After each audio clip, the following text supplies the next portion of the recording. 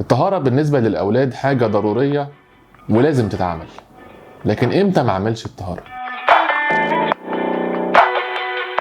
ما اعملش الطهارة لو لا قدر الله كان في سيولة في الدم، ودي لازم علشان اعرف واتأكد انها موجودة لازم اعمل تحليل سيولة قبل الطهارة، ولو موجودة ما طهرش ابني الا في مستشفى، ويكون موجود كل وسائل الامان والحماية وقتها.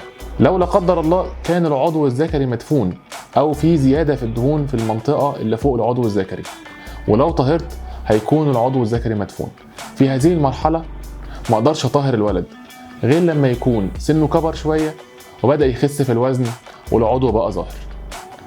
احسن وقت للطهارة من بعد الولادة مباشرة لحد سن 3 شهور، ماكسيمم 6 شهور. اكتر من كده بيكون الولد كبر في السن وهيكون احساسه بالألم عالي، وعلشان كده ساعتها هنضطر ان احنا نطهر الولد ده في العمليات وياخد بنج كلي.